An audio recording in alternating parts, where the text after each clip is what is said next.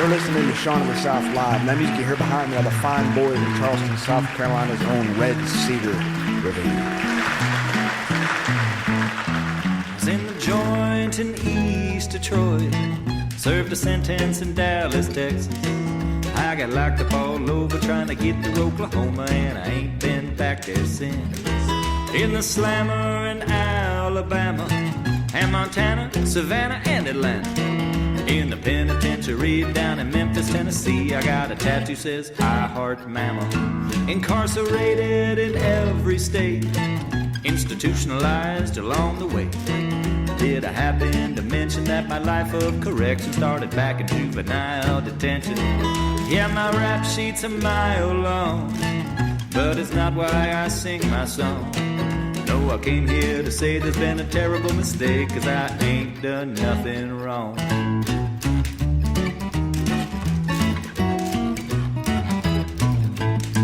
I've been arrested for possession of just about everything, from weapons to wild animals. I got breaking and entering, burglary, disorderly, battery, trespassing. These are all just cases of mistaken identity. Charges dropped in St. Louis, picked back up in Kansas City. Paroled in Alabama, probation in Mississippi. I've been detained, retained, and contained in jail, but never missed a court date. I ain't never skipped bail. I'm just a victim of the system, a victim of circumstance. They framed me, set me up, they tampered with evidence. I ain't never done nothing wrong. I would swear on my mother, except for maybe that one time and maybe a couple others. I was in the joint in East Detroit, arrested down in Houston, Texas. Solitary confinement way up in Rhode Island, and I ain't been back there since. In the slammer in Alabama, Montana, Savannah, Atlanta, Nevada, Nebraska. In the penitentiary down in Jackson, Mississippi. Got a tattoo says, I heart Steve. Incarcerated in every state, institutionalized in every way. Did I happen to mention that my life of correction started back in after school detention? Yeah, my rap sheet's a mile long, but it's not why I sing my song. No, I came here to say there's been a terrible mistake, 'cause I ain't done nothing wrong. No, I ain't done nothing wrong.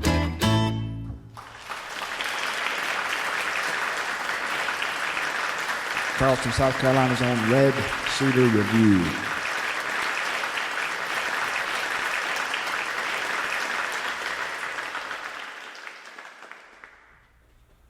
My mother's elderly cousins, Mr. Lonnie and Laurie, were known to everybody as Lonnie and Laurie.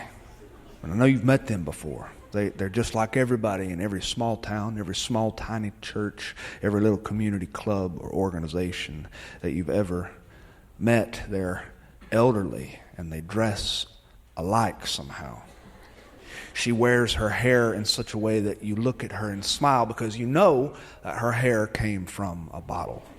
And Mr. Lonnie wears the same kind of cotton T-shirt with a collar around it, short sleeve with a stripe running across the front, in a front pocket where he keeps his eyeglasses and his notebook. He always takes notes. They've been married since the earth cooled, for a long, long time. They've had 3 kids who have grown and left the house, and this is why when you ride by Lonnie and Laurie's house, you will see Mr. Lonnie in the front lawn, no matter what day of the year it is.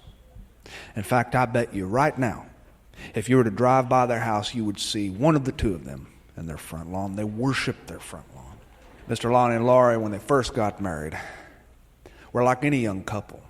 Their lives, their central question to their marriage was just like anybody in America, and that's what's for dinner. But once they got a little bit older and they had children, their world revolved around their kids. Everything was about the kids' schedules, the kids' school, the kids' extracurricular activities. It's a hard one to say. And it was Mr. Lonnie who was the most committed to this. Mr. Lonnie was not a type A personality. He's what you call a double A personality. He did everything for everybody all the time. End of the story. He was the kind of man who didn't just show up to the party. He was the kind of man who threw the party, who had a big cylindrical pot on his stove which was boiling over with some kind of chili or stew that he'd made, or out back you would see a barbecue grill and he would be the one cooking. He was the one who coached Little League.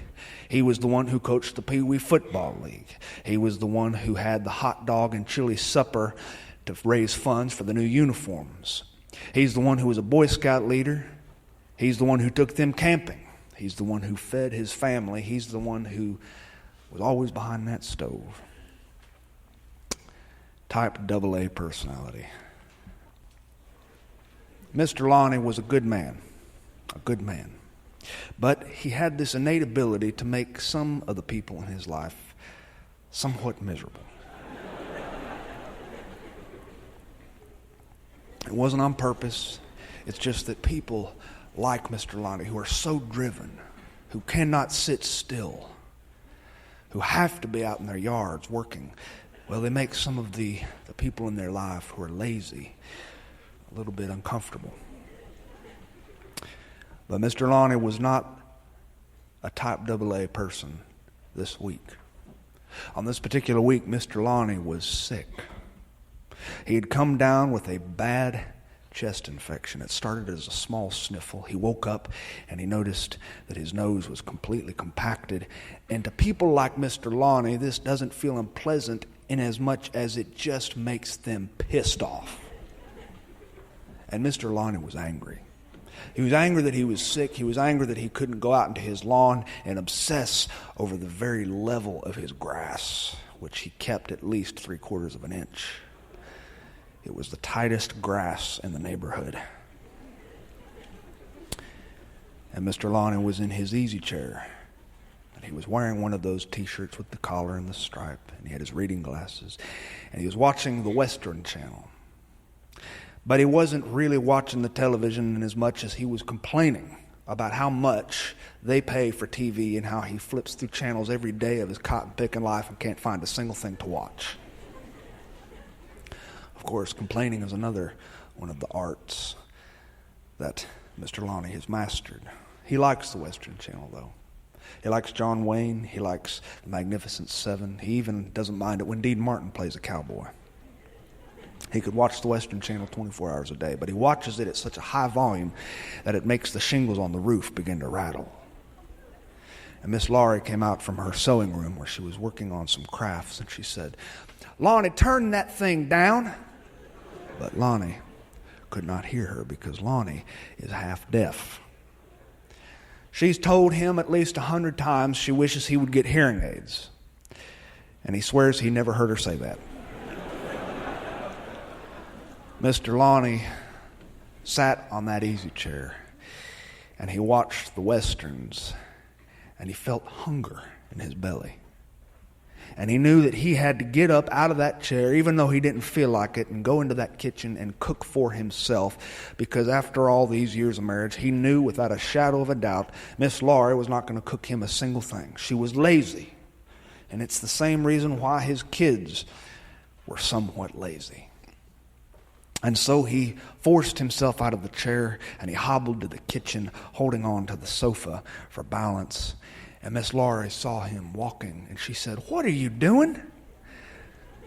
He said, "I'm going to the kitchen to get something to eat so I don't starve my ass to death." And she said, "Well, Lonnie, I was fixing to cook you something." And he said, "Really? Well, where is it?" And she said, "Well, I hadn't gotten started yet."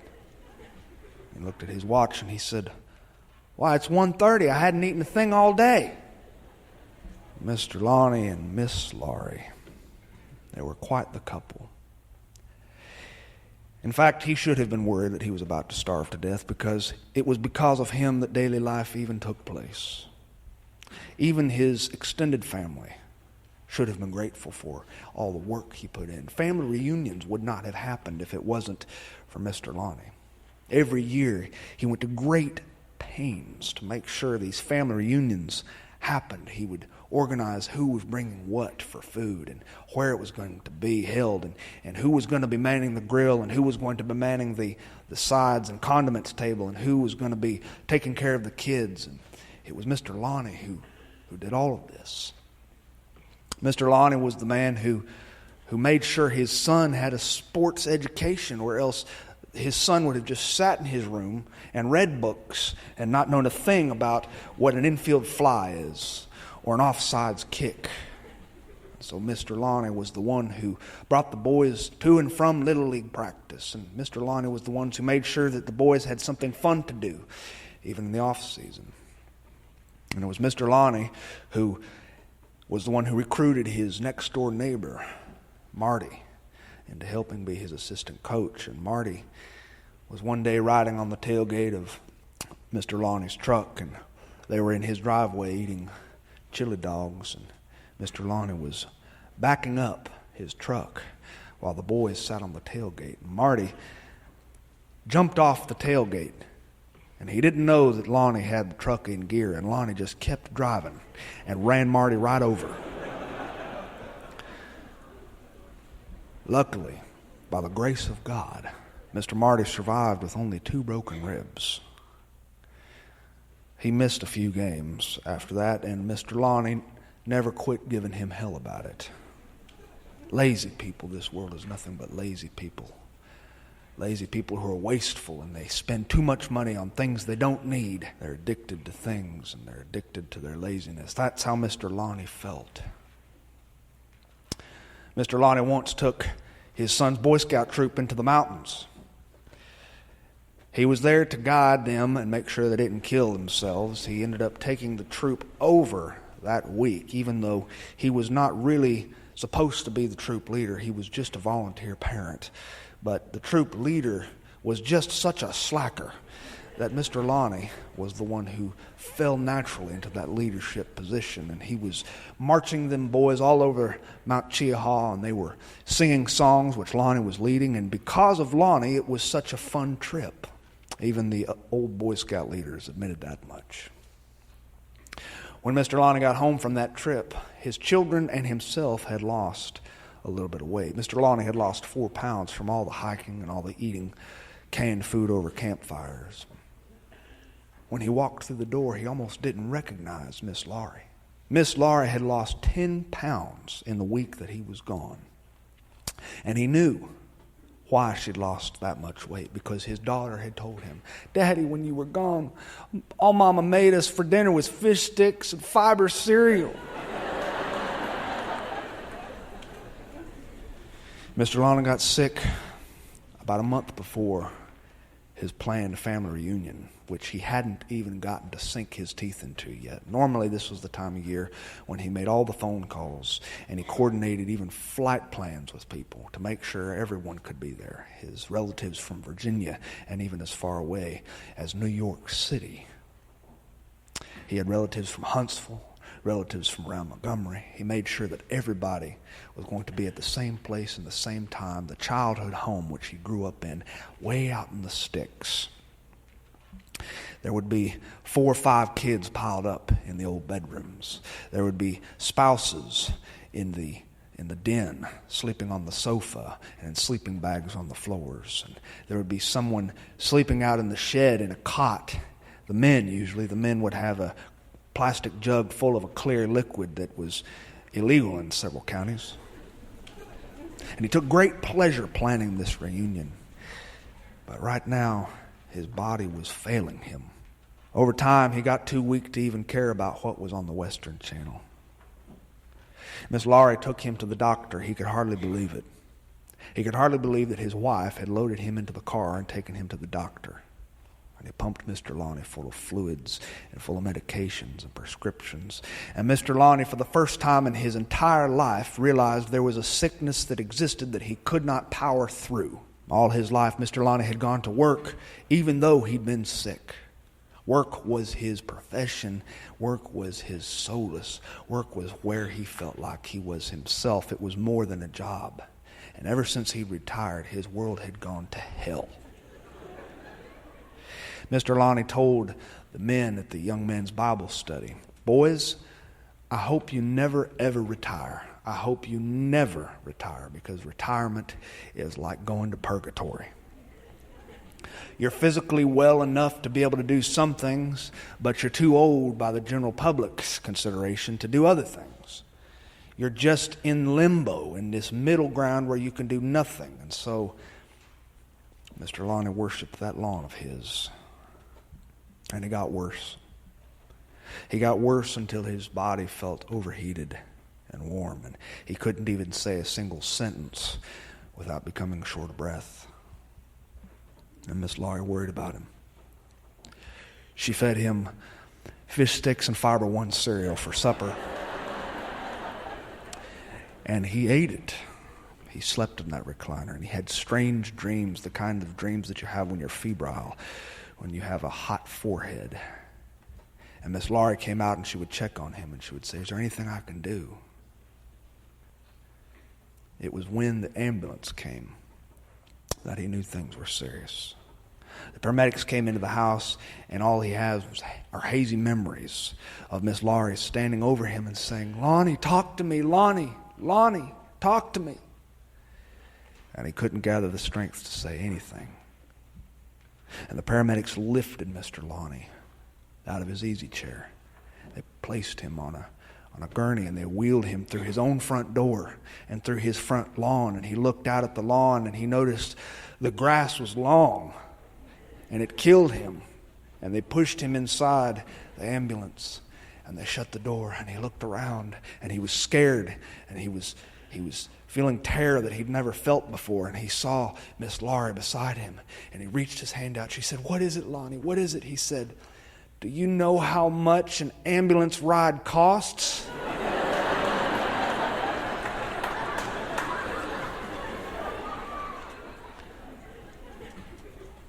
And they wheeled him to the hospital in a hurry. They pumped him full of more fluids, and they gave him antibiotics. And Miss Laurie looked at the doctor, and she said, "Is he going to be all right?" And they said, he's not looking good. He's older, and his immune system is fighting really hard." And Miss Laurie sat beside his bed day in and day out in that hospital. She knew that their marriage had been a series of ups and downs. She knew that sometimes he was pleased with her, and other times he was just so overworked and so underpaid and so stressed out that anxiety fueled his days. But she loved him. She loved him even though life wasn't as glittery and beautiful as they tell you it's going to be in Hollywood. She read to him. She read children's books, which she was able to find in the front entryway. She had them in a basket, and she had meant to give them to Goodwill at least 10 years ago, but they'd sat there for at least 10 years. And they were the first books she could find when she went home just to shower herself and clean up. And she brought these children's books, and she sat at the bedside beside Mr. Lonnie. And she read these plain-spoken elementary books. And Mr. Lonnie opened his eyes, and in his haze he said, "Can't you read something that's made for grown-ups?" And so she went downstairs to the gift shop, and she found books which were available for checkout, and she brought a few of them up to him. She stirred him from his slumber, and he opened his eyes hazily. He said, What is it?" She said, "I got some books for you." And she opened up the first book, and he said, "What's the name of that one?" She said, This is called The Raptures of Lustful Youth, a Harlequin Romance." And he listened to her read stories about a bare-chested young man with too many muscles sweeping a young and petite female off her feet. And he wanted to laugh, but he couldn't. He didn't have the energy. He has hazy memories of her feeding him chocolate pudding in the hospital. He wanted to open his eyes and say, after 51 years of marriage, "Laurie, you know I hate chocolate pudding." But he didn't say a word, because this woman was not as incapable and incompetent as he thought. She slept in a chair beside his bed, and she was with him every second. And one day, the doctors came in, and they had good news. They said, "Mr. Lonnie, we're giving you the green light to go home. You're looking pretty good." And Miss Laurie broke down and she cried. She touched Mr. Lonnie on his chest, and she buried her face in the folds of his hospital gown, and she wet them with her own salt water. She said, "I love you so much." They placed him in a wheelchair and they rolled him through the white, sterile corridors of the hospital into the elevator. They descended down and into the lobby, and she asked the doctor if it would be possible that she push the wheelchair. And the doctor took his hands off the wheelchair handles and said, "Go ahead." And she pushed the wheelchair to the door. She helped him into the vehicle. They rode home, and Mr. Lonnie didn't have the energy to say much. They loaned her a walker from the hospital with tennis balls on the front feet, and she helped him shuffle along the sidewalk. He was still wearing his flannel pajamas. She helped him up the sidewalk, and he felt like he might give out and quit breathing right there, but he worked and worked. His muscles had atrophied, and his legs felt weaker than they'd ever felt before, especially when walking up those concrete steps. She helped him through the door, and when he reached his own den, it felt nice to lay back into his own easy chair. And she turned on the Western Channel. But he didn't get the chance to fall asleep. She came out from the back bedroom and she held a hanger. And on that hanger was a cotton shirt with a collar and a white stripe and a pocket in front. And there were pressed khakis. He said, "What's that?" She said, "Well, I figured it might be good for you to get into your normal clothes and feel like you were back to normal life instead of stuck in that god-awful hospital. I'm so glad to have you home." He said, "Who ironed my pants?" She said, "Well, that was me." Mr. Lonnie had never known Miss Laurie to iron a thing in her blasted life. He had to teach himself to iron when they first got married. All his life, his mother had done his ironing, but when he married Miss Laurie, she was just so incredibly lazy and so easygoing that she never even touched the iron and had no idea how to use it. She helped him get changed in that living room. She helped him undress, and when he was completely naked, holding on to the sofa for balance while she helped each foot into the legs of the khaki pants. He noted how white his skin was and how flabby and how old he looked. And he said, "I know my body has changed a lot since the day we got married." And she rubbed his back with her cool little hand and she said, "You still look handsome to me, Lonnie." She got him looking nice, and he went back to the chair to sit down, and she said, No, you can't sit down." And she turned off the TV. She walked him to the back door. He said, "Where are we going?" She said, "I just have something I want to show you." She opened the back door with one swing of her hand, and the door flew open. And there in his backyard were 210 people gathered. There were cousins all the way from Huntsville and Virginia and the ones from New York City. His children were there, his grandkids, his nieces, his nephews. Cousins he'd never met before in his life were there. His next door neighbor Marty was there. His old friends were there. The people in his men's Bible study were there. People who'd been on his Little League team were there. There was a grill way over in the corner of the yard smoking, and there was a table full of ribs and cooked chicken. There was a picnic table which was draped in a red and white checkered tablecloth and loaded with potato salad and barbecue beans and sliced tomatoes raw and pickled okra. And Mr. Lonnie felt his breath catching him, and his mouth started to quiver. And Miss Laurie touched his back and she said, "Are you having trouble breathing?" And his eyes were wet. And he thought to himself how much he loved this woman and how unfair he had been to her. How she was a capable mother, and she was sweet, and she was creative, And she'd made their children into creative people who weren't bound by a schedule or by requirements. They were not type AA people. They were good people who had good families. And he cried. And he wiped his tears with his arm. And she held him close. And his eyes opened, and he looked at all the people standing there. An entire family reunion and then some. And he noticed they were standing in his world, in his life that he built with this woman on his grass. And Miss Laurie said to him, "What is it, Lonnie?" He said, "Oh, nothing. I was just going to say, this grass has never looked so bad in all my life."